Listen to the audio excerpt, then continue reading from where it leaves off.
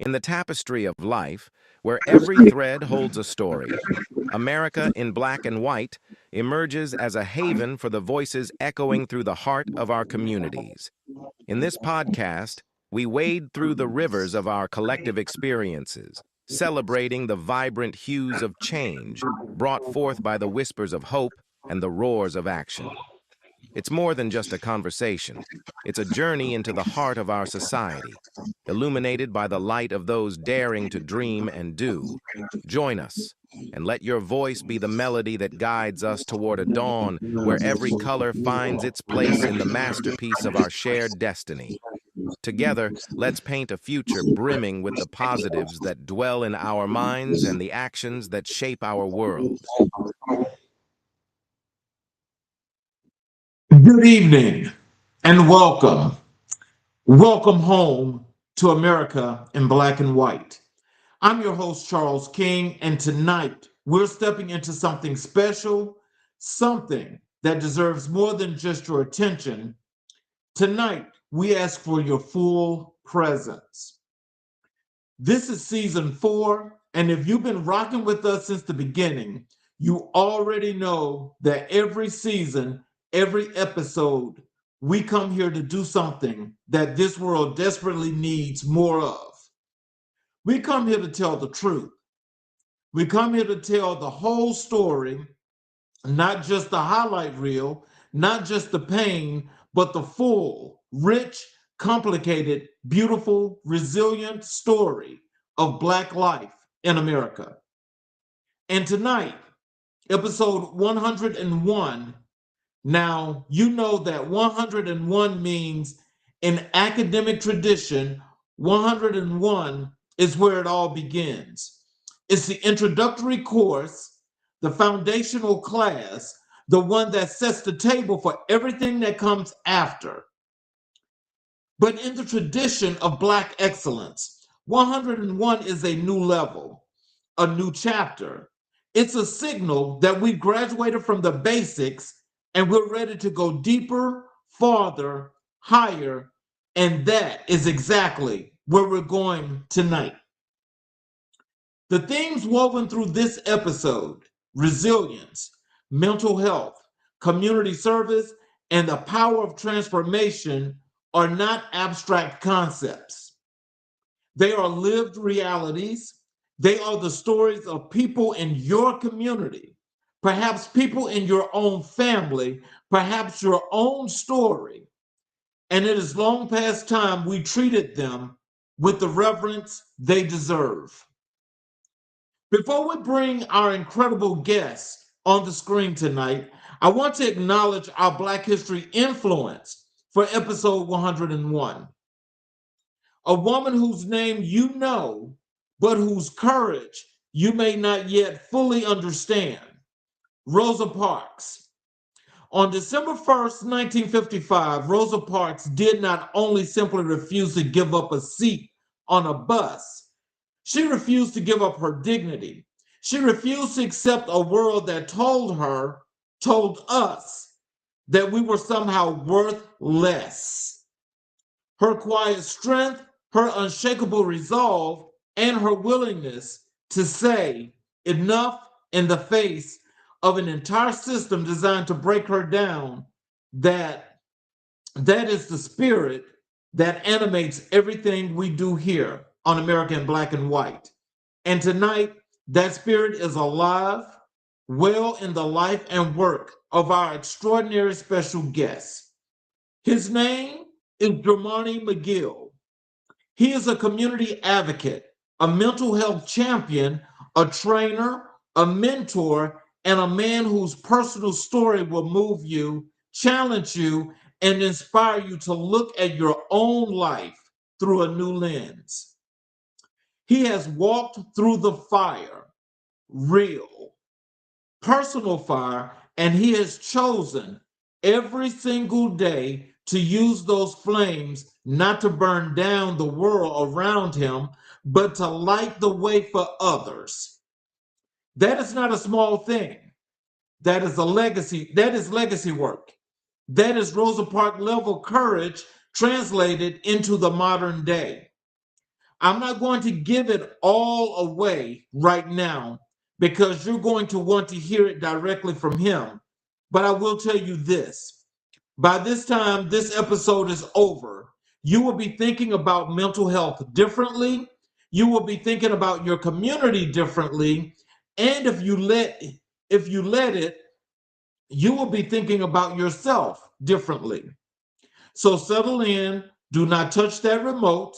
Tell a friend to tune in right now because this is the kind of conversations Black America needs and the kind of conversation that all America deserves to witness. This is America in Black and White, Season 4, Episode 101, and we're just getting started. Ladies and gentlemen, welcome Jamarne to the stage. Hello, Hello, sir. sir. Good evening, Charles. How are you? Excellent. Good to have you here. Thank you. Thank you for having me. Yes, sir. So, is there anything you'd like to say to the audience before we get started? Oh, you getting feedback. What happened? You get feedback. Oh dear. Uh-oh. Something wrong with the sound or something? I think so. That's is that on your side? Can you hear it, Dylan? I can hear you. Can you hear me? Yes, I hear you. Okay. Okay. I'm not sure what's going on. Huh. Okay. Well. So, like I said, is there anything you want to say before to the audience before we get into the show? So, my only hope is that by the end of this interview is that I could change a few perspectives on the concept of mental health and what it means to be an advocate for voices who are marginalized and feel as if they don't have anyone to speak up for them. Yes, sir. And I'm more than sure that we're going to make that happen. And so I like to start with what I like to let the audience get the opportunity to learn who Jamarne was before you became the great person you are now. And so I call this your life story and origins. So can you tell us? Take us back to the very beginning. Where did you grow up? And what was that world like for young Jamarne? Yeah.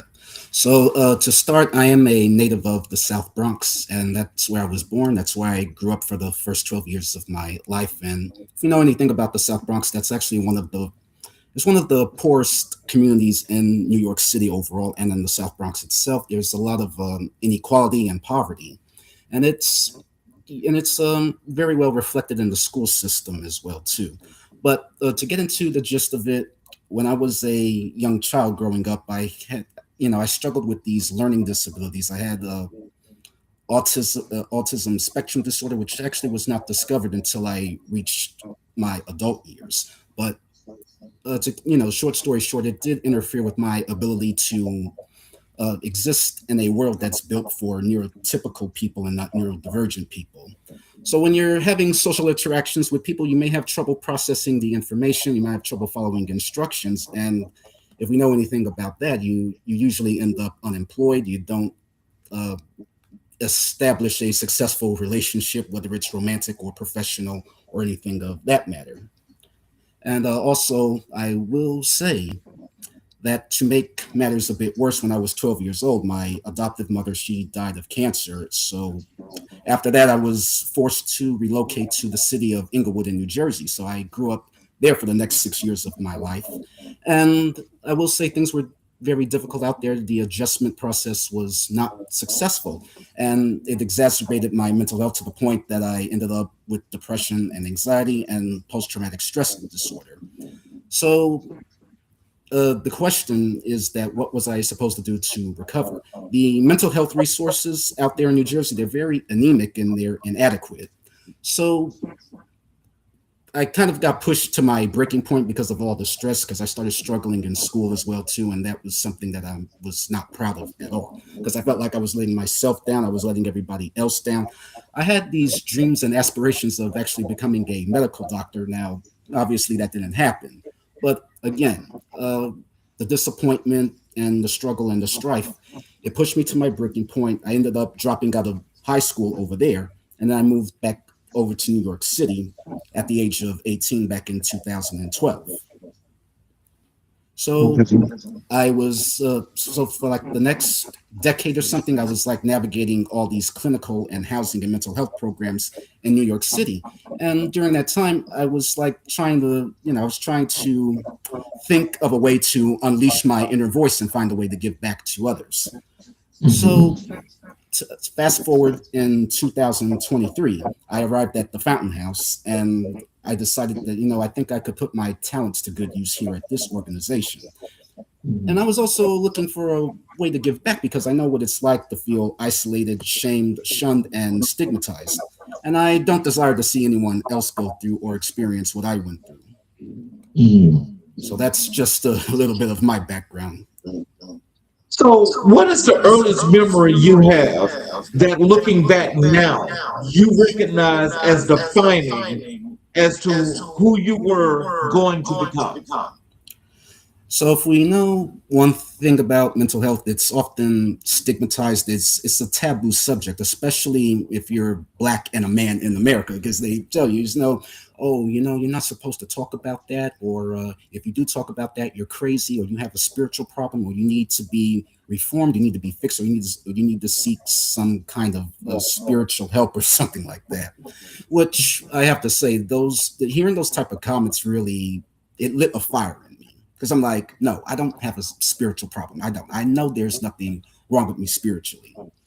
But the thing about mental illness is that it's not the spirit, it's not the demons or anything. I view it as people having a lack of access to the supports that they need. And if you offer people help and assistance and you break down these barriers that prevent them from excelling in the first place, you'll be surprised at how far someone can go. They can spread their wings and they can soar and they can fly. They can reach their goals. And an organization and a nonprofit like Fountain House makes that entirely possible. So describe the community you were raised in. What did it feel like to belong to that place? And what did it teach you that no classroom ever could? Okay, so like I said, I grew up in the South Bronx, majority minority community, but I always felt like, despite having the same skin color and the same background as most of the kids, I felt like I just didn't fit in because I always came across as this socially awkward individual who was kind of like, he's so quiet, or he's so nerdy, or he just keeps to himself or anything. Like, he's just weird. And as I navigated my childhood, for some reason, I guess I just harbored these beliefs, and I was like, wow, why is it so difficult for me to make friends or something? Or does it feel like I'm the odd man out everywhere I go? And, it's the same thing in Inglewood. I felt like the odd man out. And I think that's been the story of my life. I've always felt like the oddball in society who, he's weird. I mean, he's smart, but he's weird. He's not normal. There's something wrong with him. And me struggling in school also reinforced these negative beliefs that I had. It's like, now I'm beginning to think that they actually are smarter than me because now I'm struggling and I'm falling behind. I don't know what it was. But I will say about living in New Jersey and living in the South Bronx, I keep saying that if I had adequate support systems from the very beginning, then I don't think, half of the things that I was describing would have happened to me or anybody else who's going through a similar crisis as I am. Oh, that's wow. One thing that's one thing that life could teach me that the classroom could never teach me. Because everyone says that, certain people are like natural born killers and that they are a product of their own choices. And that is not always true. Sometimes the environment is a major influence in who you are and who you become. It's not always about choice. And it's something in the year 2026, people still believe this. I think it's outdated. And that's another stereotype that I'm trying to challenge to the best of my ability. Well, what's interesting, and when I listen to you say that, the interesting thing that stick out most to me is the fact that you use the terms awkward and different and not fitting in and things of that nature. Is that something that happened in the environment that actually caused you to feel that way?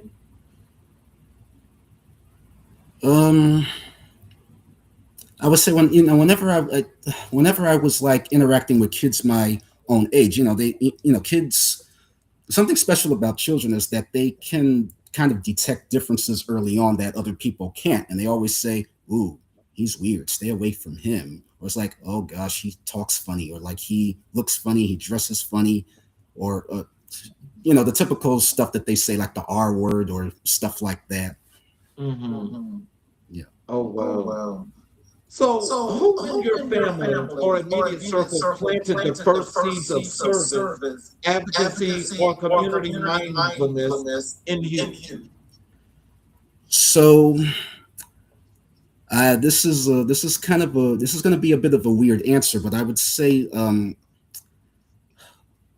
it's like a double-edged sword because I said I grew up in a family where this was stigmatized. This is often taboo.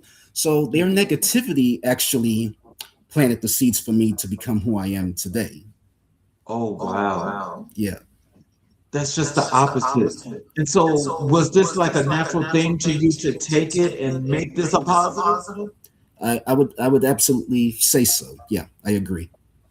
Mm. So, what were your earliest dreams and aspirations as a child? What did young Jamarne think he was going to do with his life? I had all the aspirations and the dreams in the world. I thought that I was going to end up becoming a medical doctor one of these days. I was going to go to a prestigious, elite, world-class university or something and earn a medical degree there. And then I become the next, I guess you could say the next Ben Carson or something like that. Now, like I said, that didn't happen because life happened and obstacles got in the way. But yeah. So, as a mental health advocate today, I mean, do you still have those aspirations, or are you just going to kind of like feel your way through and maybe make a change? So the thing is that although I am not a medical doctor, I will say that I am satisfied with the work that I am doing thus far at Fountain House because in a way I'm helping people even though I'm not prescribing pills or I'm not doing operations or I'm not making diagnostics or anything like that, which is very interesting because about Fountain House, we actually don't use diagnostics there. And, hopefully hopefully I could get to talk a little bit about Fountain House during the duration of this interview too. Yes, you will. Yeah. So were there specific challenges in your upbringing, like economic, social, or personal, that you navigated early on, and how did you make sense of them as a young person? So my adoptive mother, God rest her soul, she was a postal worker at the United States Post Office for like many years. And then shortly after she retired, she actually adopted me. And I do remember growing up that we didn't have very much. And it hit me from like a very young age. It's like, ooh, are we struggling or something? Or are we poor or something? Because I used to compare myself to other kids all the time when I was growing up. And I'm looking at my classmates and it's like they have like the latest Jordans, they have like the latest video game or something. Like everyone at school is always talking about Call of Duty or Nikes, or they have these Laker jerseys or these Knicks jerseys and all these top-notch fashion gears or something like that. And then I'm looking at myself and I'm like, wait a second, I'm not keeping up with them. I'm not keeping up with the Joneses, if we're familiar with that term. So I was like, gosh, I think we're really, really down in the doldrums or something. So, did you ever talk to your mother about this? I never, I never questioned her about it. I didn't feel comfortable asking, but it hit me in a way because she was always like, we have these bills to pay and we have this to pay and that to pay. I have to keep these lights on. I have to keep this roof over the both of our heads, and your needs will always come first. And you don't worry about what everybody else has because you're not going to want to be like everybody else anyway when you get older. So I think that's what she was trying to teach me in essence. Yeah. Okay. So, what values did the people who raised you instill in you? And which of those values have you proven most indispensable in your adult work? One of those values is hard work because I think we all know, the world doesn't necessarily hand you anything. You have to earn it. So hard work is like the first one. The second one is learning how to advocate for yourself and others because this world, unfortunately, will not do that, especially if, you have a mental illness or some kind of disability. So those are like two values I took away growing up. Was there a teacher, coach, mentor, or community figure outside of your home who saw something in you and spoke life into you? And if so, tell us about them. Ooh. Wow. Could it be somebody at work too by any chance? Or okay. Yes. Okay.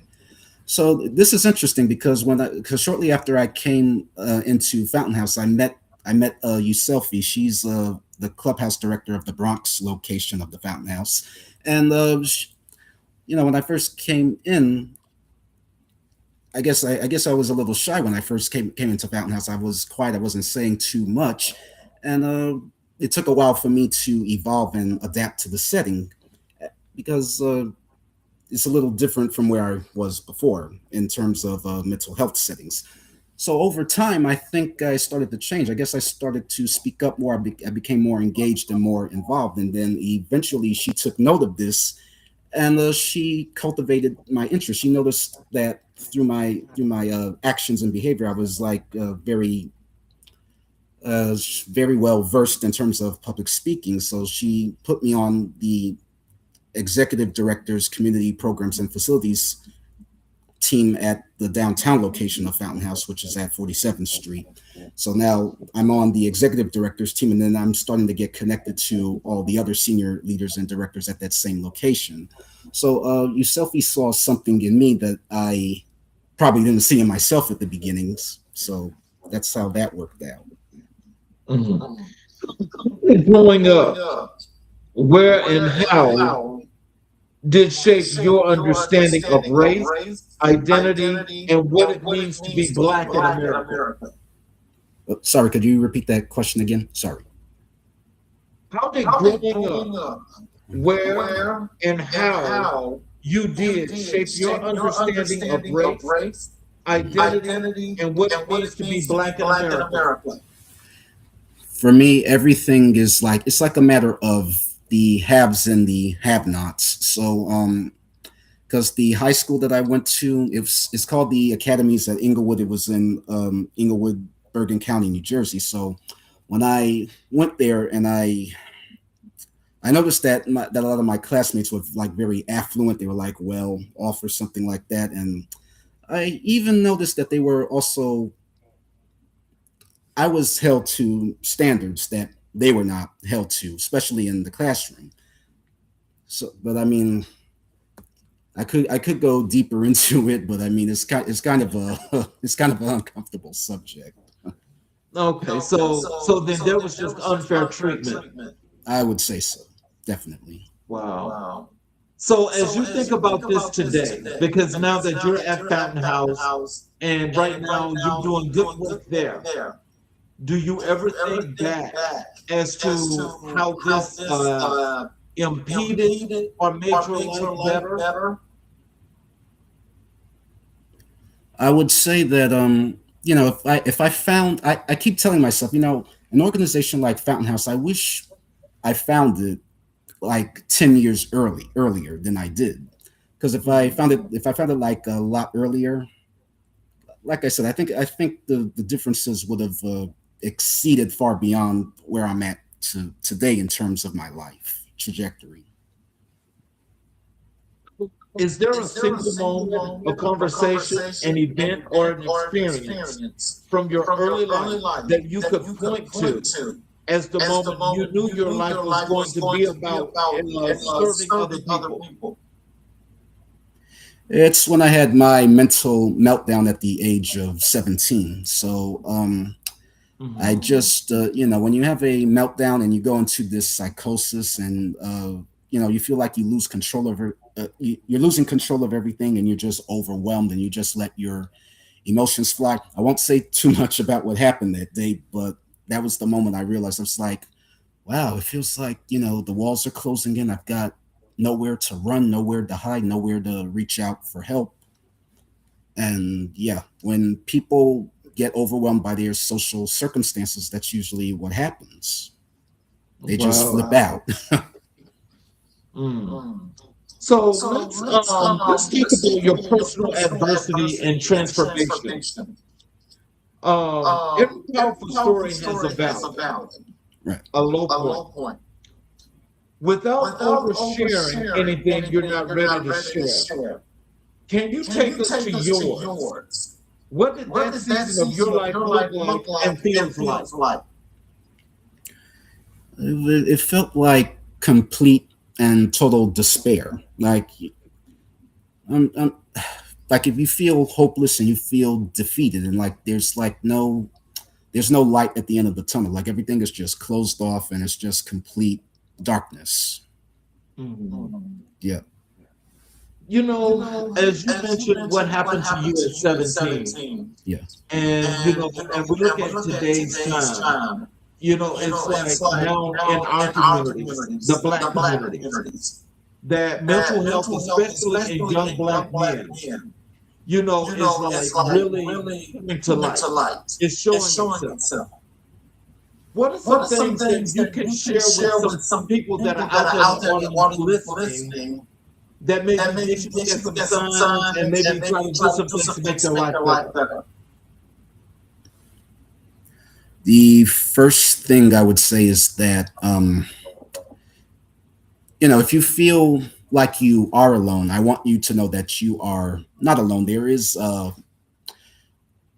everyone, I think, has at least one person that they could call an ally, an advocate, or a friend out there who is probably willing to lend like a helping hand or something like that. Yes.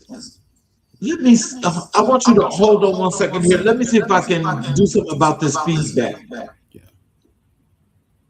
Hold on.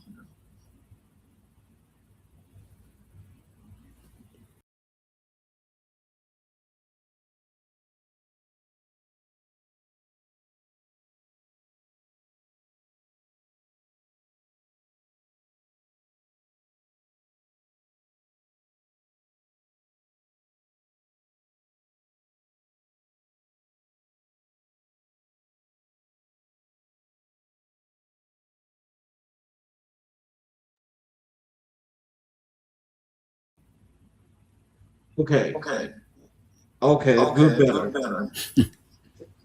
A little bit. Yeah. When you were in the deepest part of your struggle, what or who kept you anchored, and what stopped you from giving up completely? Oof. Okay, this is a tough one because uh,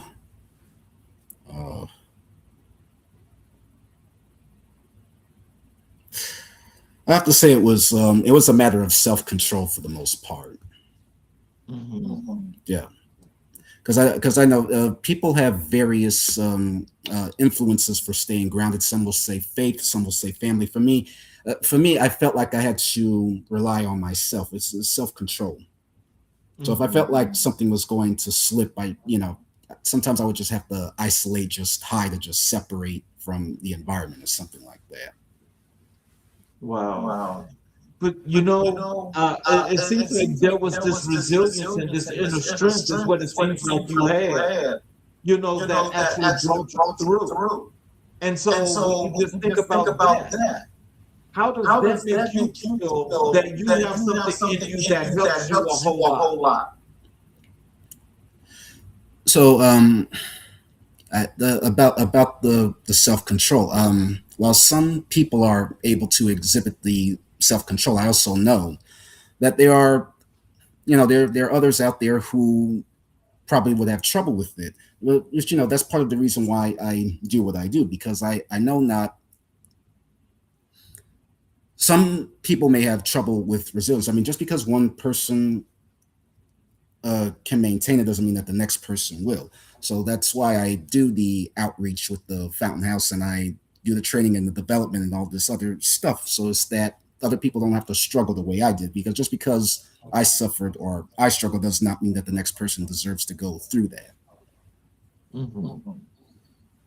So you could say spirituality or your sense of higher purpose play into your survival and your eventual breakthrough. So might be surprised to know I'm actually not a churchgoer or a person of faith, actually. Yeah. So it was just you. I would definitely say so. It was like the inner ego.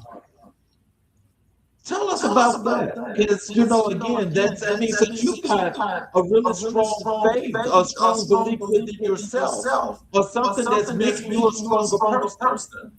It's it's like having a second voice or something like that. So like when I'm in a social situation, I detect that something's about to go wrong. My conscience tells me, just walk away, walk away or turn around, take a detour.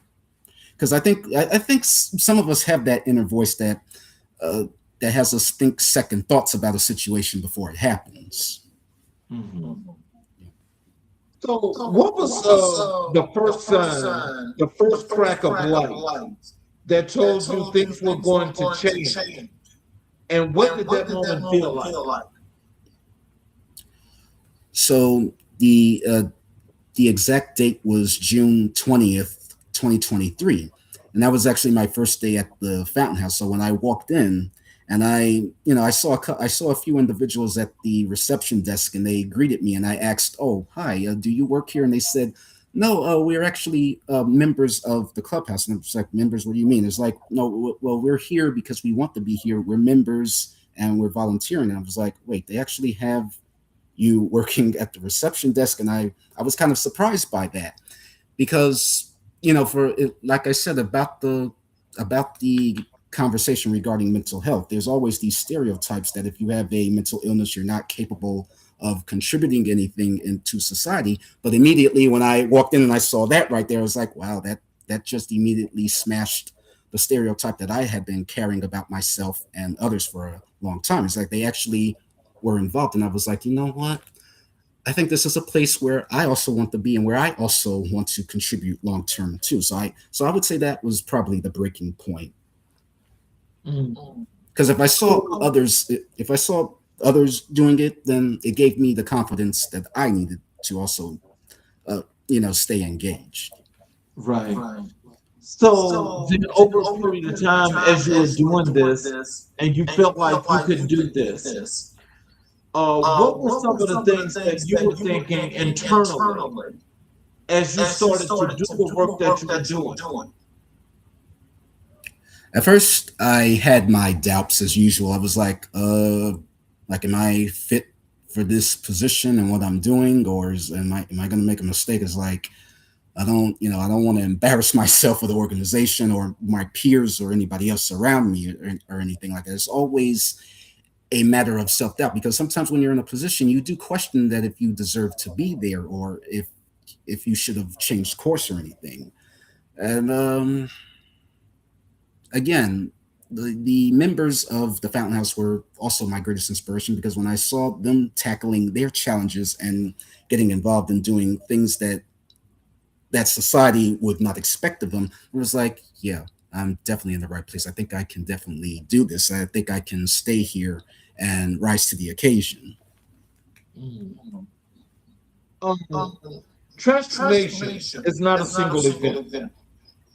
It's a process. The actual process of changing, healing, and rebuilding look like for you day to day?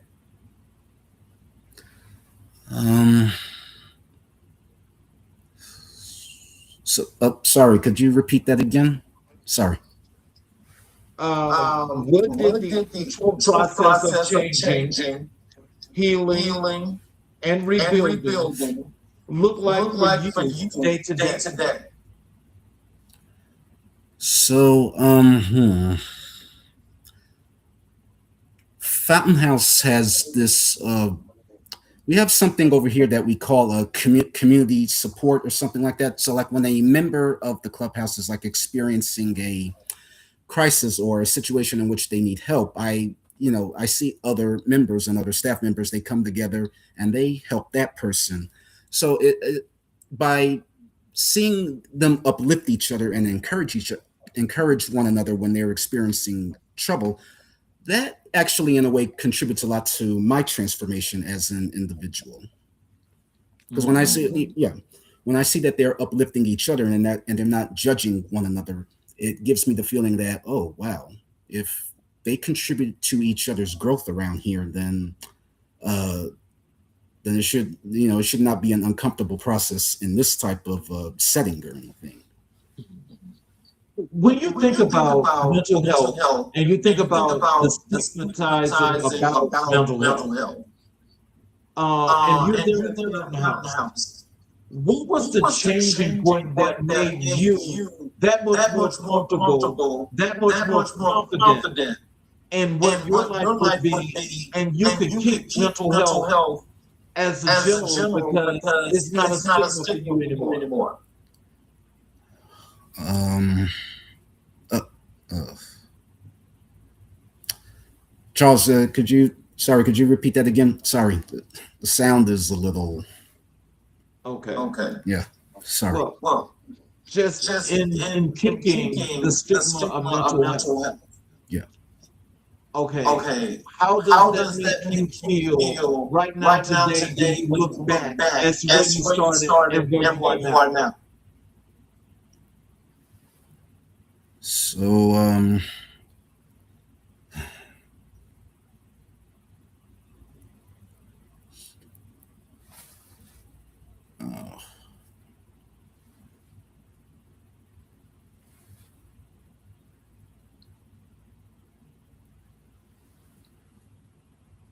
okay, this is a this is a bit of a tough one. Okay. Yeah. Well, I'll move on to the next question. Yeah. Were there people who doubted you, wrote you off, or couldn't see who you were becoming? How did you navigate their voices, internal or external? So I remember growing up, I was often told that, oh my goodness, why can't you, they say, why can't you do this right? Or why can't you score 100% like this person? Or if you keep making these mistakes, you'll never amount to anything in life. So it's all those negative voices that I was hearing a lot growing up as a kid. And sometimes I still hear them every now and then as an adult. So it's almost like, so remember when I told you that sometimes it feels like I have like a second voice or like an inner ego. So yeah. So the past version of myself and the present version of myself, they're constantly like in conflict with one another, and I'm like wondering which side of me is going to prevail today. Is it going to be the past or is it going to be the present? At a place like Fountain House, it helps ensure that the present wins over the past, because like I said, the environment is very encouraging. If you or another member were to make a mistake doing something, they don't necessarily scold you or punish you or yell at you or anything like that. But what they do is that they use this corrective feedback system where they just show you how to do something over and over again until you understand it or until you get it. So they're very patient. Yeah. So at what point did you consciously decide to take what you had been through and use it as a tool to help other people rather than keep it profit? Oh boy.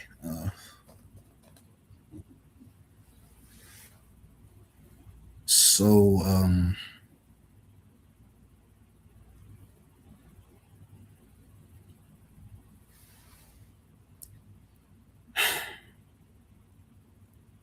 I will say, there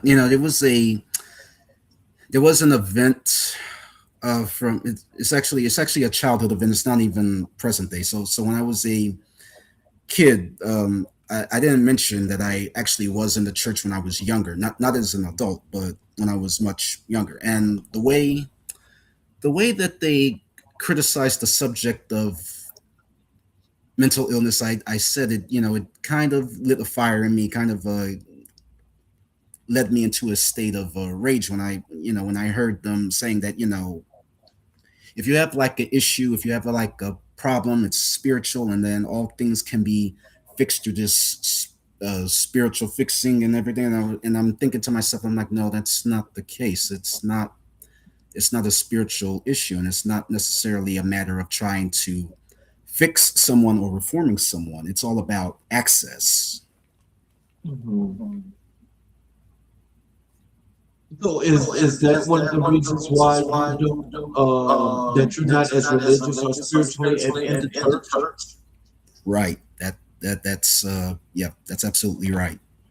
I found social institutions in general, not just the church, but a lot of our social institutions in general are actually very discouraging uh, with their attitudes towards individuals who have disabilities, whether they be physical or mental. Right. Yeah. And I want to tell you that this is the thing that makes me so happy to have you on the show, is because there's so many different issues from the spiritual perspective, and this is one that people really don't talk about when it's probably the one that they make the works. Yeah. Because everything is about we can pray away. Yeah. Yeah, like I said, pray it away, tough it out, all that.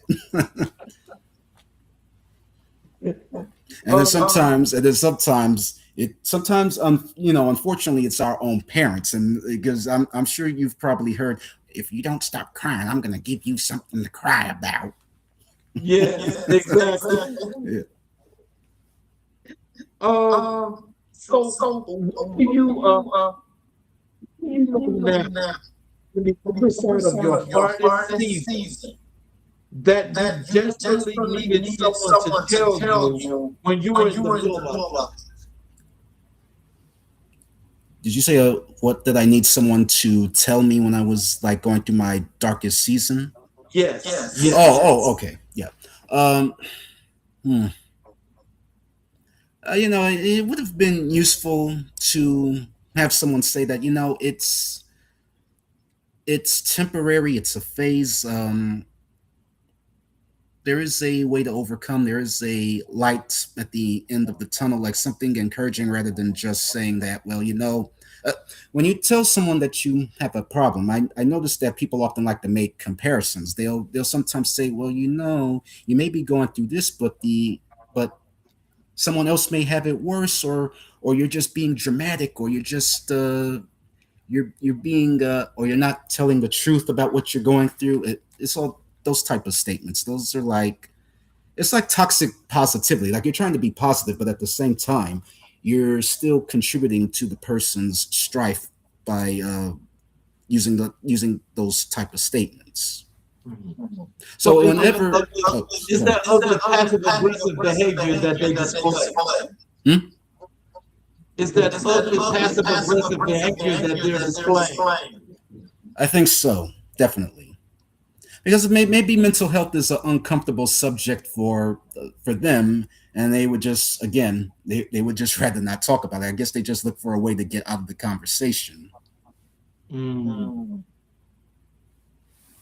If you could sit with your younger self at the lowest, what would you say? And do you think that younger version of you would have been able to receive it?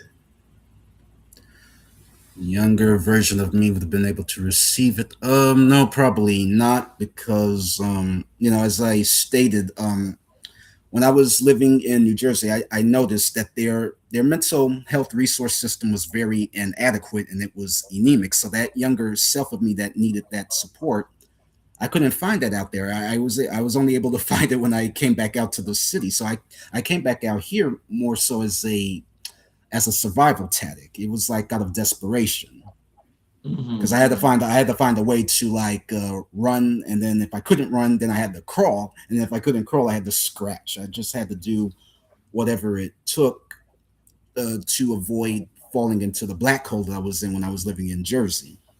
Mhm. So, how has surviving, and more than surviving, transforming, changed the way you show up in relationships, in fatherhood, in community, and in service? Um, I would say, well, from a certain, I can't really talk about fatherhood because I don't have any children or anything. But from a service standpoint, I find that it makes it easier for me what I've been through to approach people with empathy more often and with the open mind and with open ears. So sometimes when someone's having an issue, they may just randomly walk up to me. They could walk up to anybody, but may just randomly walk up to me and they say, I'm going through this right now. I don't have anyone to talk to, or I'm experiencing this and I don't know what to do about that. And I tell them, I'm all ears. I mean, I'm willing to listen. So I don't judge. I just listen. And then when they're finished, if possible, this is not always, but if possible, I may try to offer a helpful solution or something like that. Mm. So, how has that been since you're doing this by helping other people and helping them to get through? How has that been for you? For me, I'd say that the work or the process is like mutually beneficial because you're giving the person in crisis an open mind and open ears, and you're not being judgmental towards them. But at the same time, by listening to them, you're also learning more and more about the disparities out there related to mental health. So it's like a learning experience for me, even if the situation may be unfortunate or sad for the most part. Mm. Okay, so let me transfer. Let's transition over to. We're going to talk about your mental health advocacy and your work here at Fountain House. Yeah. Mental health in the Black community is still deeply stigmatized. Yeah. In your experience on the front line of advocacy, why do you think that stigma has been so persistent and so particularly potent in Black culture? So the thing about mental illness is often the media, the politicians, we're often portrayed as erratic or irrational people who are overwhelmingly violent, and so whenever you see those images or those pictures of somebody acting inappropriately in, let's say, the subway or something like that, or the person who's on the street corner talking to him or herself, they use those images and then they try to amplify it, and they say, yeah, this is the representation of people with mental illness. That is not entirely true, because if you were to visit, if you're ever in New York and you visit one of the three Fountain House locations, the Bronx, Harlem, or Midtown, you will see we're not all like that, because again, we're all actively contributing to the functions of the clubhouse on a daily basis. Mm-hmm. So as you give me my opinion, it sounds like you're much more rational than they are, because you're able to see the forest for the trees. They can't.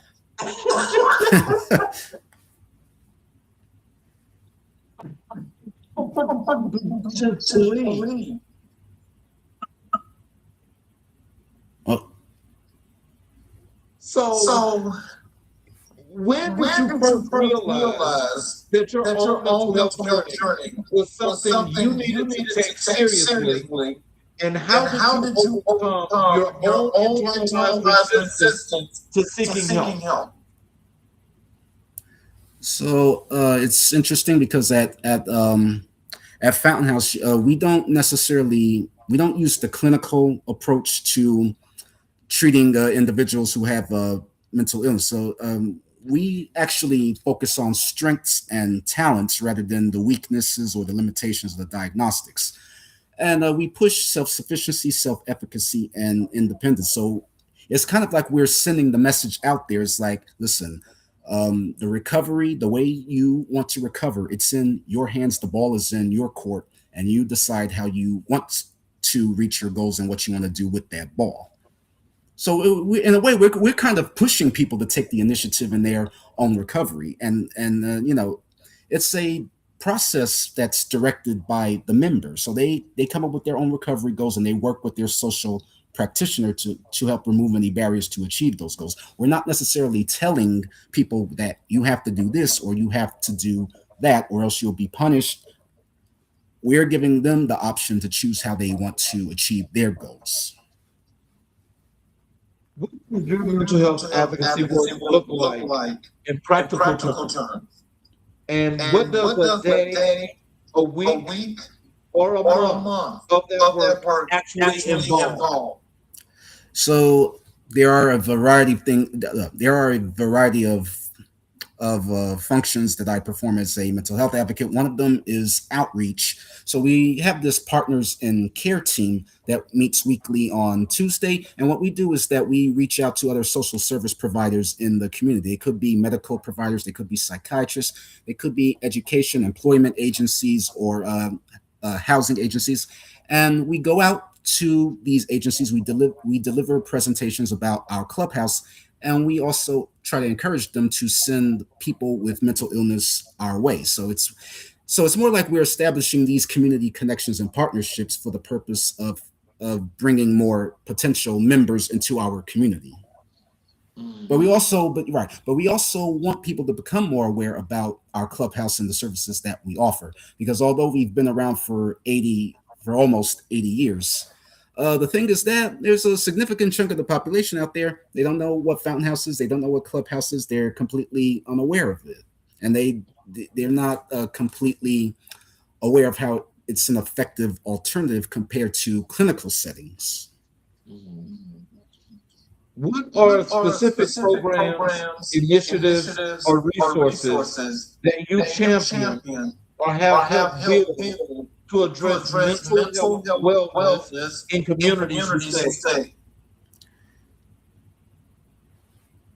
So I'm not, well, I mean, I wouldn't say I've built it, but I'm involved in it. So so aside from partners in care, there's also a training and development team at the Fountain House. So Fountain House was like the very first psychosocial clubhouse that serves individuals living with a serious mental illness. But there are over 380 other clubhouses across the globe that try to replicate and imitate the Fountain House model. So what we do is that we train staff and members from other clubhouses just like ours, and we say, in order to provide the best quality of service to your staff and your staff members, you should do this or you should do that. So these training and development sessions they're more geared towards helping other clubhouses function to the best of their ability, if that makes any sense. Mm-hmm. So you work specifically in communities where the concept of seeing a therapist or counselor can feel foreign, unaffordable, or even threatening. How do you bridge that gap? Bridge that gap. Okay. Well, one of the ways in which we actually do that is that we also have a communications team. So we reach out to journalists in the community every now and then too. So we may host interviews with them, and I actually took part in a Substack interview about 6 months ago, and I spoke about my experience along with another member of Fountain House. We spoke about our experiences navigating mental health and housing in the city. And we, again, in that interview, we said, if you want to see what mental health looks like in action, not the typical stuff that you see in the movie or that you hear about in the paper or see on the television news, come visit us, come see us in action, and you will see that it is nothing that, it's nothing that you should be demonizing or stigmatizing. Instead, it's something that you should appreciate even more, because we're defying the stereotypes that have been revolving around our lives for like the past several decades. Mhm. When you were doing those that interview you did with Substack, what was the intent and the purpose of you guys doing that? Because I like the idea, but help our audience to understand what was that for. That was it was partly informative and partly anecdotal because we wanted to tell people more about a non-therapeutic alternative to mental health because mental health is a very broad term. Most of the time, a lot of people assume that it's just a clinical setting or this long-term outpatient setting where you're seeing the social worker or you're having something prescribed by a doctor or you're being institutionalized long-term in a psychiatric facility for like 10, 20 years of your life or something like that. That's not what mental health is completely all about because there are alternatives like Fountain House out here that do not use clinical approaches. We help our members by actually getting them involved in clubhouse activities. They work with other staff members. It's socially inclusive. It's non-hierarchical, and it's in a way it's also non-traditional too because it doesn't operate the way that you would typically expect it to. So, is there something you want Black men in particular to hear tonight? Something specific about seeking mental health support that you believe could change the trajectory of their lives? So I'm gonna be very blunt with this one. If you're going through a problem and you try to talk to someone and they tell you, oh come on, you need to toughen up or you need to stop complaining. It's like, or if you talk about this, you're not a real man. First of all, ignore that person. You probably need to change your friend circle if you're hearing comments like that because you don't. The first step in recovery or the first step in achieving help is that you have to, you have to weed out the toxicity from your friend circle. So if you're being surrounded by people who are not very encouraging, that's actually going to be a barrier to recovery in the long term for you. As I had to learn the hard way. Yeah. Right. So how did the COVID-19 pandemic and the racial reckoning of 2020 impact the mental health landscape in the communities you serve, and how has that impacted persistence? So during COVID-19, everything was shut down. And, there is a crisis of loneliness and isolation in America today. And those are like two of the main drivers of a lot of the mental health problems that the people that we serve at Fountain House have. Because when you don't have community connections or if you don't have socialization, it actually exacerbates your condition. So something that, to my knowledge, that Fountain House did, sorry about the shaking camera, something to my knowledge that Fountain House did is that they established a virtual access department so that they could stay in touch with their members during the course of the pandemic, which I believe lasted about a year and a half or something like that. So that's a very long time to be sheltering in place, and only God knows what somebody could be doing behind closed doors. Right. So what are the tools, practices, or daily habits that you personally rely on to maintain your own mental health and emotional wellness? So something that we have at Fountain House, it's called social practice. And it's not necessarily the same thing as social work. So when we're talking about social practice, it means it's a form of environmental therapy in which you use the clubhouse environment to facilitate your own recovery. So I mentioned something about involvement in clubhouse units. So we have something called a work order day, which is completely voluntary. The members get to pick and choose which tasks they want to complete, and they are tailored to their interest and their strengths. So they could do a culinary, which is kitchen duty. They could do tours, enrollment, orientation. They could get involved in research. They could also help plan a weekend and evening extended hour events. They could also get involved in horticulture and gardening. There's a variety of tasks that anyone can do. as you probably know by now, I'm involved in a lot of the administrative stuff, like the training and development of the partners in care. So whatever you choose to do, there's always something that someone can bring to the table. And again, we don't focus on labels. We don't focus on punishment or sanctions or any negativity. We don't say, "Oh, you didn't do this right. What are you doing?" It's none of that. So, what is the most powerful transformation you have witnessed in someone, you've walked with alongside through a mental health crisis, and what did that teach you about the human capacity to heal? So, mm.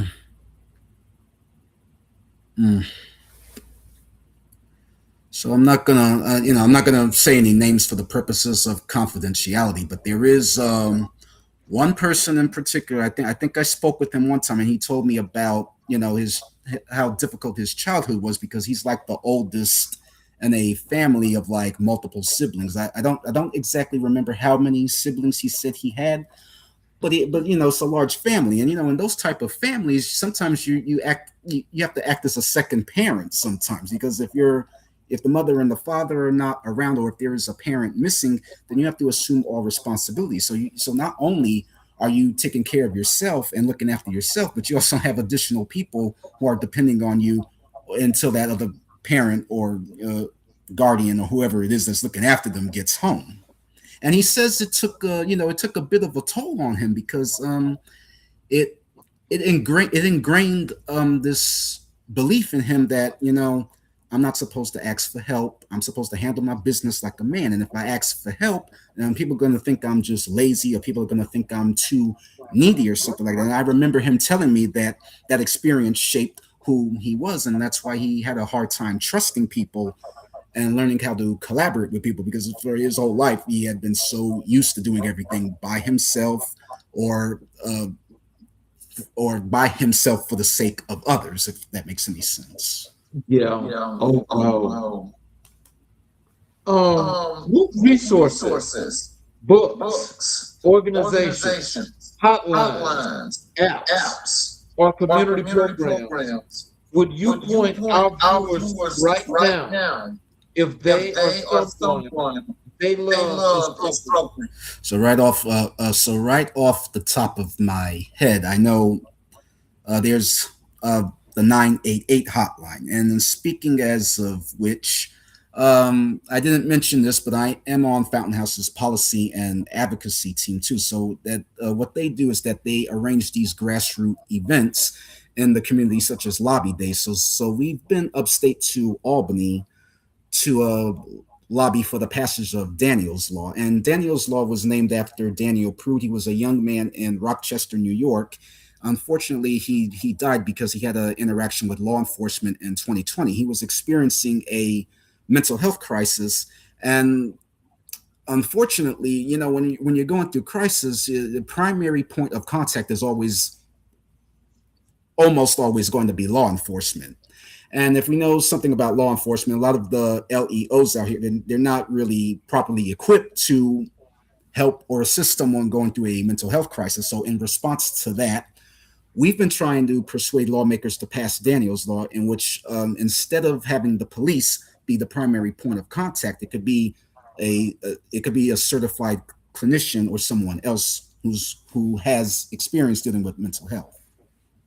Oh, wow. Yeah. So how has that been going? Because I know that means that you got to get the state involved, that they've got to legislate and go through all that process. It's a lengthy process because a couple of weeks ago we had a lobbying meeting, and they said that it's currently in how should I say this? Currently in rotation, so it's moving through the legislatures, because first you have to introduce it, then you have to find co-sponsors, then you have to pass it through a bunch of committees and everything, and so it's rotating right now. We're still waiting on updates, but we're hoping that this can become an official statewide law, so that no one else will become a Daniel Prude in a tragic sense. Let's move over to your work in training, development, and workforce readiness. Walk us through your training and development work. How did you get into this space? And what gap are you trying to fill when you began? So the training and development, it's really Fountain House trying to help other clubhouses improve the service that they offer to their members and to their staff as well. So I recently took part in a I guess you could say it was a director's seminar at Genesis Clubhouse in Worcester, Massachusetts. So you had a bunch of clubhouse directors from North America. That's mostly the United States and Canada. We gathered at Worcester, and they all raised a bunch of issues related to their clubhouse function. So some people said that, well, I'm having trouble getting members engaged, or I'm having a low average daily attendance or something like that, or I have a auspice agency that is not completely in touch with the needs of the clubhouse community, or we have several members of the board of directors who seem distant or uninterested in what's going on. So they raised a bunch of issues, and we were facilitating these training sessions to offer solutions on what could be done to help alleviate these problems that these clubhouse directors are facing. So training and development is really to help other professionals who work in a clubhouse setting to troubleshoot whatever internal or external issues they may be facing. Mm-hmm. So who do you train? How do you identify the people in communities who most need what you offer? So during training and development sessions, the staff members and their clubhouse members, they come to us, or we may go to them, either or. We sit them down for an introductory session, and they talk about the problems they've been experiencing lately, and then we listen to them. And myself and the director of training and the associate director, we pinpoint these problems, we just take notes, and we decide, we help write out a plan of action of what they should do going forward to help resolve these issues. So when you design a program from scratch, what's your philosophy? What must every program include in order to actually work? When you're working for a nonprofit organization, especially a clubhouse, you do have to remember that we always tell the directors and the staff that at the end of the day, the clubhouse is a member-centered organization. So you have to remember it's about the member and their needs first, and not necessarily always about you. So if there is a problem in the clubhouse, we always place an emphasis on a decentralized decision making. So you consult the concerns of your staff as well as the clubhouse members, and you get them together. Maybe you want to sit them down in a room for at least an hour, and you host this town hall style meeting. And you say, well, does anyone have any concerns about problem ABC or problem XYZ? And then you take the feedback, and then the unit directors who work underneath the clubhouse director, they consult, they gather, or they meet with each other, and they discuss where they should go from there. And then, it's like reading the temperature in the room, because you can't necessarily make a decision without everyone's input. But once that's done, as I said, they decide where to go from there. So what are the core skills, hard and soft, that you believe every person from an underserved community needs to compete and thrive in today's workforce? You said you were talking about the skills? Yes. Skills too. Ooh. Well, I will have to say that first and foremost, there's always this pressure, to be excellent or something like that, because you can't really afford to make the same mistakes that other people make, especially if you want to, put a racial lens on it. because another person could make a mistake, and let's say they get off or they get away with it. You can't necessarily do that yourself, because it's like if you make one mistake, or like if you leave like the smallest gap open, it's a recipe for disaster. So you always have to cover your tracks, make sure that your I's are dotted, your T's are crossed, and your A's are slanted, if that makes any sense. Can you share a success story? Someone whose life trajectory changed because of training or mentorship you provided, and what did that feel like to witness? Oof.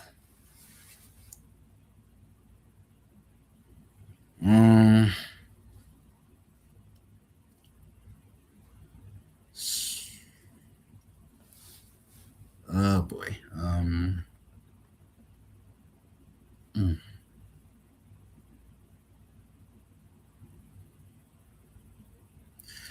So there was one other individual. I mean, I spoke about the individual who came from the family with the multiple siblings and everything. But there's also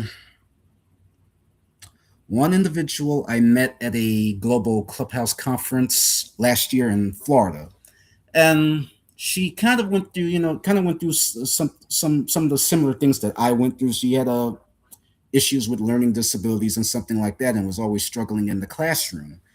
And she had told me that one time she had a conversation with her guidance counselor, and she talked about aspirations of wanting to get a PhD or a doctoral degree. And the guidance counselor said the most inflammatory thing to her ever.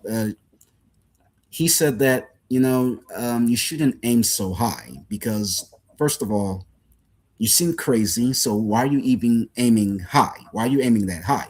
You should try to be yes, he actually said that. Yeah. On account of the person that I spoke with. This was what was actually said. You shouldn't aim so high. You should be a little bit more realistic. Maybe college is not right for you. Maybe you should put that in your rear view mirror and not put that forward. And again, these are the types of things that we're confronted with constantly. Now the good news is that the good news is that at the conference, she actually got up on stage and she said, I'd like to tell that guidance counselor, to stuff it, if you know what I mean. Because I'm standing here today with that degree that he said I would never get. And the whole room erupted in applause. Yeah. Well, they should have, because anybody that's trying to be that denigrating is crazy. Yeah. How do you address the psychological and emotional barriers, imposter syndrome, self-doubt, trauma that often block people from taking full advantage of workforce readiness programs? Something that we offer at Fountain House, we actually have three types of employment services that we offer. So since we're talking about workforce readiness, there's transitional employment, that is also known as TE. And it's temporary, it's part-time, it lasts anywhere from 6 to 9 months. Now, the thing about transitional employment is that there's no traditional interview process required. Instead, a member of the clubhouse, they'll walk up to their social practitioner and they will say, oh, hey, I saw that, Barclays Center or Yankee Stadium, or they have this opening and I'm interested. So they express a direct interest in working. And then what they do is that they have to fill out a couple of papers. They have to tell Social Security or HRA that, they're going to be involved in this transitional employment so that their benefits don't get cut off. And the only thing that you really need for transitional employment, like I said, you just need to be willing to work. And the staff, the clubhouse staff will provide direct support to you if you're having, some kind of trouble or anything. And we always say, if you call out sick, like if an emergency happens and you need to take the day off, or if something comes up, let your social practitioner know so that your practitioner can fill in for you at the site, because that work still has to get done even if you're not there. And a second type of employment service that we offer is called supported employment. So this is also This also has the social practitioner providing support to the member, but the main difference is that no, sorry, the main difference is that supported employment is more long term. It could be full time, it could be part time, but it's not temporary. Position is more long term, and supported employment often leads as a bridge to competitive employment, and that is where the regular job interview process would come in. You have to fill out the application, write the cover letter, write the resume, and we do have a education and employment center at Fountain House that will help you gather these documents in case you do want to transition from supported employment to competitive employment. Wow. Yeah. So is it like you and other workers like yourself that are doing all this work, or do you guys bring in other people to do this? It's so I'm not necessarily directly involved in the employment services because I think I mentioned at the clubhouse is divided into several units that perform a specific function or a specific task. So for me, like I said, for me, I'm in policy advocacy, training, development, partners in care, and the executive director's leadership team. But it's not. But employment services, I have no involvement in that, so I can't really speak too much as to how that goes, except for what I just said. Okay. So can you tell us how do you measure the impact of your training work? What does success look like to you? And is it always what you expected? So success, it's to each his own. It's it's like a social construct. What success looks like in one person is going to be much different in the next person. So success for one person could be, I'm alive. I got out of bed this morning. I came to Fountain House. I'm here. That could be success for one person. That would be more than enough. Now, for the next person, success could be, I had these goals to go back to school. I obtained my degree, and that too is an example of success. Then you could have another person who, landed a full-time job, and that we also count as success. So it varies from one person to the next. It's not a straight line definition, and it doesn't have like a one size fits all approach. So what is the relationship between mental health and workforce readiness in your view? And how do you integrate both dimensions in what you teach? So recently, I was, myself and a couple of staff members at Fountain House, we delivered this presentation on loneliness and isolation in the workplace, and we did it at an organization called Sprott. So Sprott is it's a private company, private corporation, private entity based in New York, and one of the donors who constantly gives to our organization works there too. So we went out there, we spoke about loneliness and isolation in the workplace because it happens there too. I mean, it doesn't just happen at school, it doesn't just happen in the family. It's also a problem at work. And unfortunately, when you try to bring that up at work, you may face the same stigma that you would face anywhere else. They would say, listen, stop talking about that, okay? Get back to work. And they say that results are much more important than what's going on in your head right now or whatever it is that you're trying to make up. So yeah. Well, what do employers and institutions need to understand about the untapped talent that exists in underserved communities, and how can they do better? So,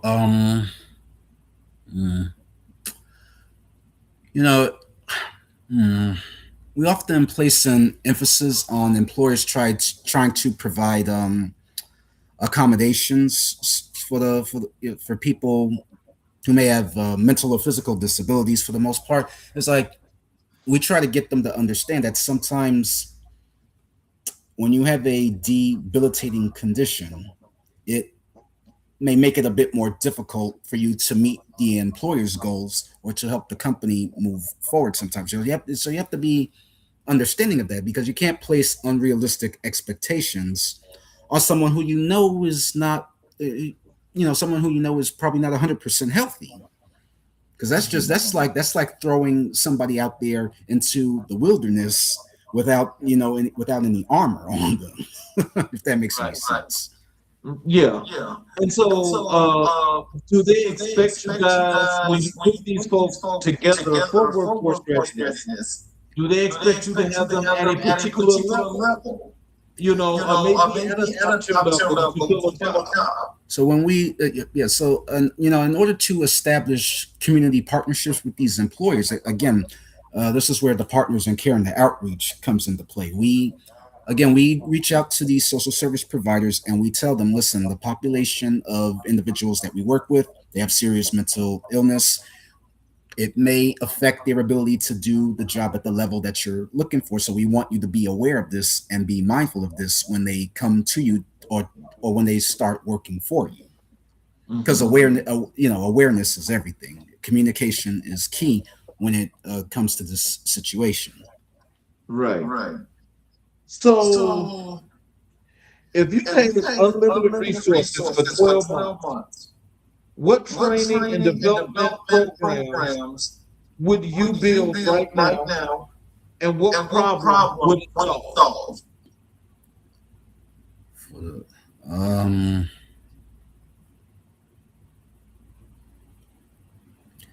It's okay. So something that we're actually currently working on is it's me and a group of other individuals.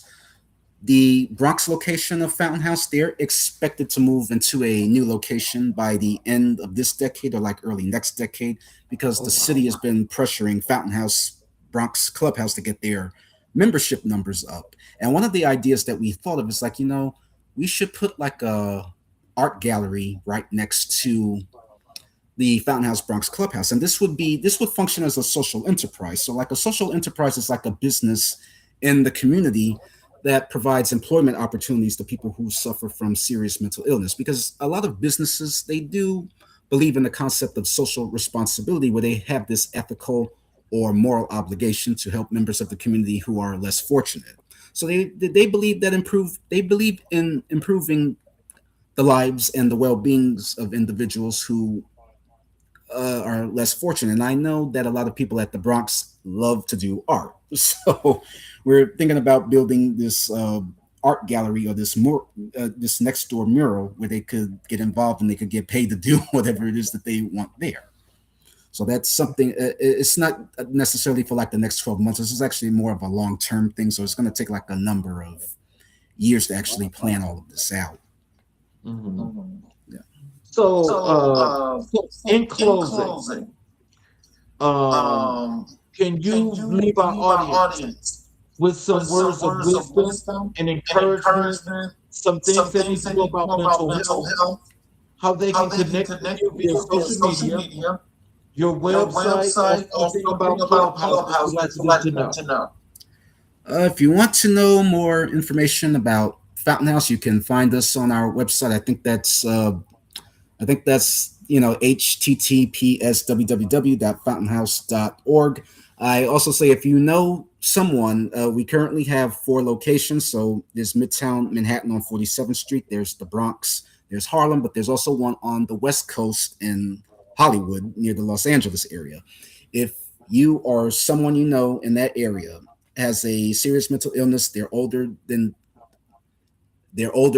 18. You have to be 18 and up. They have a serious mental illness. And if you know that the person does not have like a recent history of violence and they have a clinician who can fill out an attestation form for them, you can send them to one of those 4 locations. If they're interested in getting involved, if they're seeking relationship, if they're interested in help with entitlements and benefits in housing, health and wellness, or education or employment, then Fountain House may be the place for them. But again, it's up to the individual. They have to be willing to be there and they have to want to be there. So do you have any words of wisdom and encouragement for them? So so for this part, I would say, If someone is having an issue, they're having a mental issue, and they're coming to you, opening up to you about their problems, don't judge. Keep an open mind, have open ears. And I always say, don't necessarily listen to just respond, but listen to think and gather information instead of outright responding. Well, in closing, I'm gonna close out. I have a monologue that I'm gonna do, but when I close the show, you have a few minutes to stick around. Yes. Okay. I want to thank all of our guests in our audience that was here and watching the show. I appreciate you for being here because this message is very important for the outreach for all in our communities, especially those in underserved and marginalized communities. And if you know anyone that needs any assistance whatsoever, please help them. That is the whole purpose. Please reach out and help. In closing, Jamarne McGill, on behalf of everyone here at American Black and White, and on behalf of every single person who was watching tonight and needed to hear every word you just shared. Thank you. Thank you for your honesty. Thank you for your vulnerability. And thank you for the work you do every single day. Often without fanfare, often without recognition, simply because you have been called to do it. And you have answered. This is a rare and beautiful thing. If you have been watching this episode tonight, here's what I need you to take with you when you close the screen or turn off this television. We talked about resilience, and what we learned tonight is that resilience is not the absence of pain. It is a decision to use pain as a fuel. We talked about mental health, and what we learned tonight is that seeking help is not weakness. Seeking help is one of the bravest things a human being can do. We talked about community service, and what we learned tonight is that community is not a place. It is a commitment. We learned we look through the lens of Jamarne McGill's life. Is that one person's principle refusal to accept the status quo can change the entire trajectory of history. So here's a call to action tonight. Check on yourself, not just on other people, on yourself. Ask yourself. Honestly, how am I doing? And if the answer is not great, reach out. Talk to someone. Find a resource. You deserve that care. Second, get involved in your community. It doesn't have to be grand. It can be a phone call, a meal, a conversation, showing up to a meeting, volunteering on Saturday, a month. Small acts of consistent service build something extraordinary over time. And third, support the outreach workers, the advocates, the community builders who are doing this work. They need your donations, your volunteer hours, your shares, and your amplification. Do not let them carry this weight alone. You can keep up with everything happening here on American Black and White. Subscribe to our channel. Follow us on all social media platforms at American Black and White. Share this episode and ring that notification bell so you never miss a moment of a season. There is so much more to come. I'm your host, Charles King. Until we meet again tomorrow night, remember this. Your story is not over. Your community still needs you. And Black America, all of America, is still writing its most important chapter. Good night. God bless. And we'll see you the next time on America in Black and White.